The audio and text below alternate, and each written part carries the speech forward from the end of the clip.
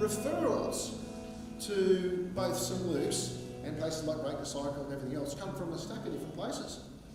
So, and places that you wouldn't necessarily think they come from. I said before, I mentioned Legal Aid, Red Cross. So Carol's here representing Red Cross. Hey, Carol. She and I go way back, and we've got a good strong connection here, and she's brought many a guy in, and some guys I'm still working with all that time later, from a warm intro through a post-release mentoring program that Red Cross had been running at the time, and now have lost a little bit of funding, but she's still in there, which is awesome. We stay connected wherever we end up on this topic in order to try and feed people into helpful things and meet those three things I was saying before. Anglicare will refer me someone that's maybe gone in for financial counselling, and they as the network is strong and the connections are strong, they'll say, hey, go and talk to Chaplain Stu over at St Luke's. A number of my guys have come through drug court. Where else? So churches too. One of the guys has come through, it's one of the ladies that you'll see a picture of eventually, has come through St Luke's Direct. Chris here has come through St Luke's as a first exposure to this sort of work. Kurt says that it's the help you get, his words, that you don't get anywhere else. You can't just go to anywhere to get those three things happening, because most people go, oh, we can't do the last one. That's not PC. Okay? I'm going, stuff PC. Let's give it to them, right? And look, this oddball ministry works because it's outside the normal church ministry box. That's why it's got legs. Kurt, that's his new job. He's just landed a job about 3 k's that way in Chipping Norton. There's a little phrase I picked up from an ex-outlaw motorcycle guy. I went and heard his testimony down Camden Pub some time ago, and there's a big story behind it. I won't go into the story. The catch cry, some of you guys that have done the course that are here will remember, nothing changes if? Nothing changes. It's one of those things that you just let someone sit with, that's profound, but actually it's true, isn't it? It's true.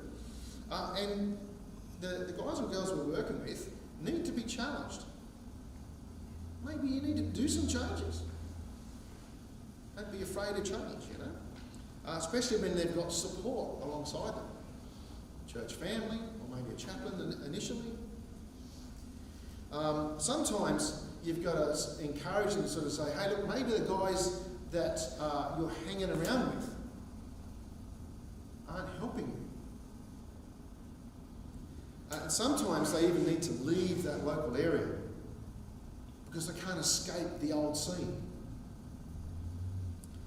Now, did you know that every single postcode in Australia actually has a rating of disadvantage?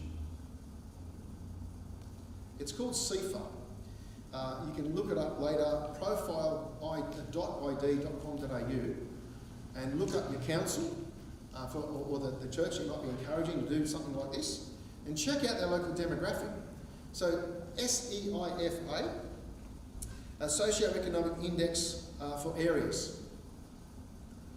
And just by having a certain postcode, and most of us have joined that dot already, but it's actually backed up by statistics. If you have a postcode that is, say, Claymore, you are in one of the most, if not the most, disadvantaged community in New South Wales. So you throw that in the mix when you're trying to love someone. And maybe they're settled in, maybe they're part of the community, and that's great. Maybe it's really bad for them to stay in that community. Something for someone who's a mentor or a guide or a chaplain or whatever you call them, to just throw in the mix of thinking when you're thinking of helping someone. So yeah, check out that website. I said before, Way Out Fellowship Church. I concepted Way Out Fellowship Church here before I even had the gig at Break the Cycle. So I've also planted that at Break the Cycle at Glen Quarry, so I call it Way Out Glen Quarry. And when you're asking someone to leave their maybe less than helpful mates behind as a positive step to help them, okay, away from bad influences, that sounds simple enough, doesn't it? But how unloving is it to expect them to do that and then go and find another group of people that's going to help them? So I introduced the ideas of church as a positive community. And I dropped those hints in through the course and that sort of thing. Because as we all know, churches are an imperfect bunch. And fellowship with God's people is often a big doorway into other opportunities. So I say to the guys, if you spend more time in church with church people, they get to know you and they go, actually, you're pretty good at this and that. Never thought of coming working for so-and-so? Or I've got a mate, I might put in a good word. That's how Shane got that job. New mates, real fellowship, a new family. Some of these guys and girls have a dog's breakfast of a past family. And so sometimes that needs to be replaced with a better functioning family. Not a perfect functioning family. You go to church, you know they're not all perfectly functioning bodies of people, but they're usually a step better than some people's past families and family experience, growing up experience. It's a place that I say to the guys often, why I go to church? And I've said this in front of the parole crowd as well, when I'm spruiking there. I go to church because I need a spiritual tune-up. Why not come along, sit in church with me and get a spiritual tune-up yourself? I haven't got it all together, but I want to listen to the guy that made me and find out what he's got for me today or this week or whatever. I believe people are the bridge. What do you think?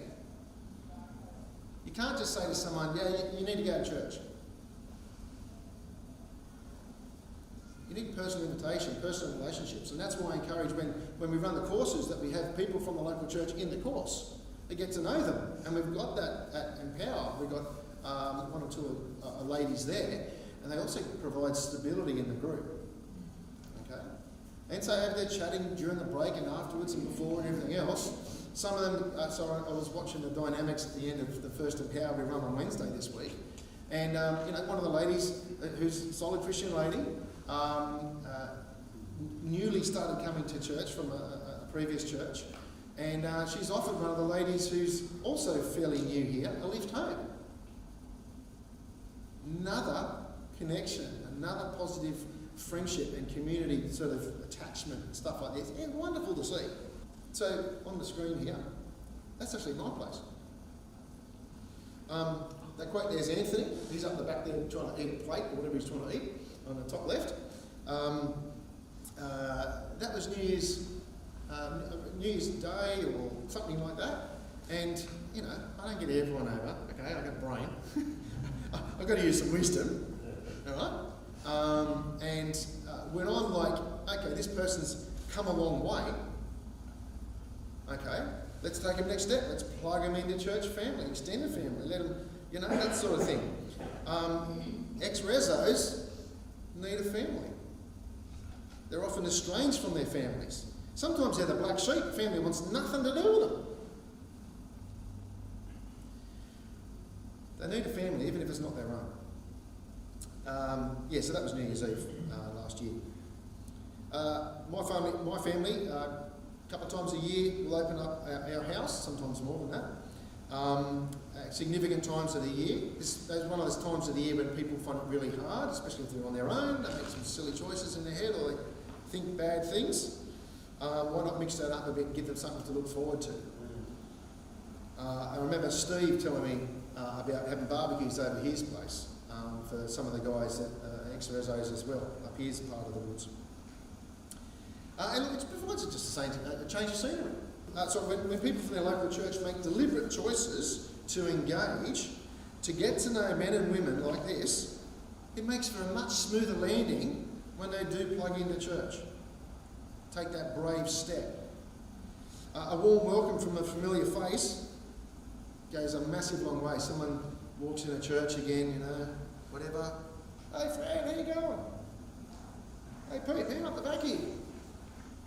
And they light up because they've walked into an unfamiliar group with a whole bunch of strangers and whatever, and bang, they're comfortable straight up.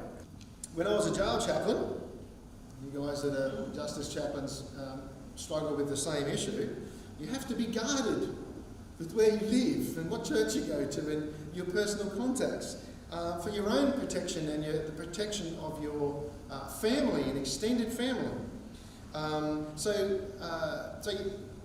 you don't get played or used or put in a different situation. They're trying to protect you when they give you that advice. Because information is power, isn't it?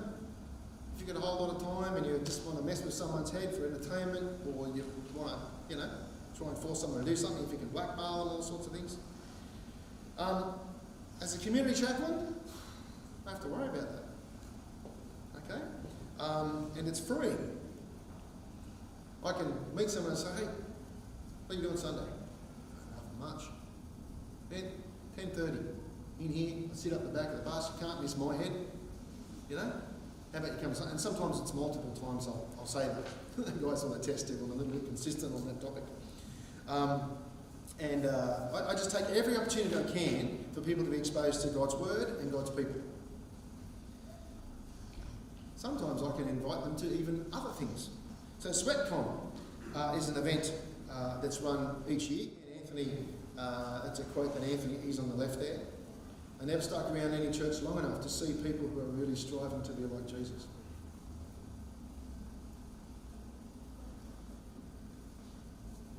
Most of the people God puts in my path have a deficit of love and can often live somewhat isolated lives. So I respond by loving them in all sorts of different ways. Always trying to think, maybe they'd come to that men's talk at Bosley Park. And so I remember Chris, a time ago, we were able to go there together and some of the other guys and listen to another church put on a men's breakfast.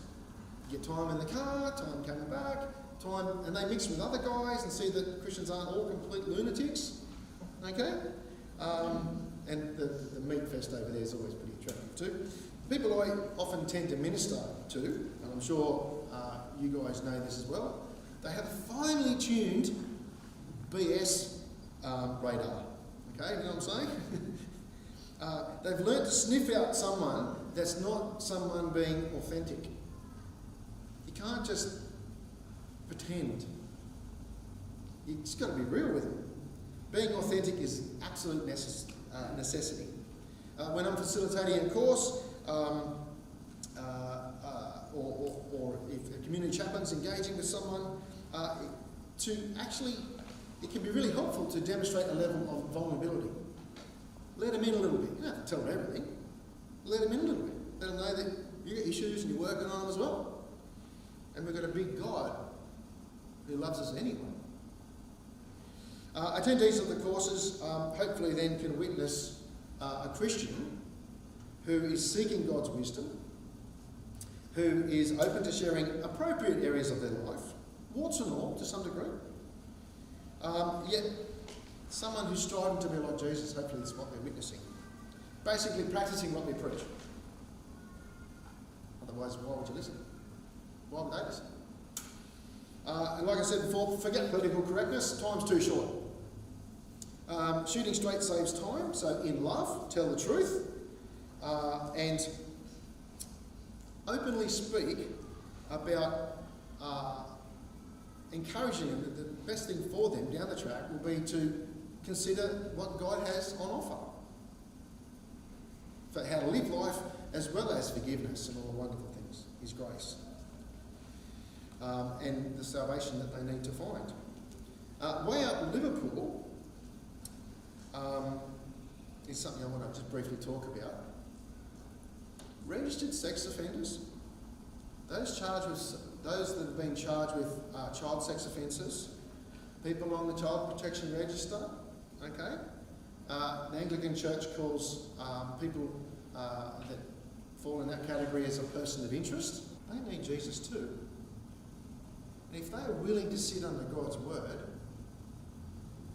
then that's allowing an opportunity for a broken person to get on the path towards being less broken, and God doing some wonderful healing in them. It's really necessary, because what else is going to fix someone so broken? We've got a big God, people, and I don't go, oh, I can't deal with this. No, I can only deal with it. No, I get creative and go, how can I satisfy all the PSU requirements, the professional standard unit requirements for caring for someone and caring for the church? So pretty simple, really. I made all my groups 18 plus. Simple. I have safety plans and agreements that when I'm not always working with someone like that, but when I am working with someone, they're on a safety plan, right? And the church has to sign it off and all those things. Much easier to have them in an 18 plus group. The church is like, yeah, no problems, right? Much easier to do that rather than sort of say, oh, come to the family. Oh, hang on, you know what I mean? We've actually got a way to directly engage and give God's word to people like that. Community chaplaincy is about showing God's light, isn't it? Steve, you said earlier that it's the number one thing that Christians should be known for. Love your neighbour as yourself. Treat others as you like being treated. Well, we need to be able to do that in constructive ways that so people feel loved. No matter, and work with the difficult, work with just give it a shot. I find communication is the significant key. There's some really cool apps. Most of you guys will know about, and girls will know about Zoom, the video conferencing app. So believe it or not, because of COVID, when I wasn't allowed to run my groups in person, and the church started doing things online, well, I run Zoom Bible studies. And yes, they shrink people's fines $50 an hour. Okay, still can't get over that, it's awesome. Right? There are some really cool apps you can put in your phone. And so I have a number of groups that I need to communicate with people, tell them, remind them, because Way Up Fellowship Church is once a month. So, in my phone, when the first time I meet someone, name, mobile, you want to come to Way Out? Yeah, sure, boom, put him in that group. Okay, you want to come to the Bible study? Oh, good, I'll put you in that group. And so then I can keep that person up to date. Hey, Way Out's on today, I'll see you at 5. That constant communication really helps. Really, really helps. Some guys, you don't hear peep for 3 years. And then, hey, I might come along. Is it still on tonight? What if I take people? Just takes time, you know.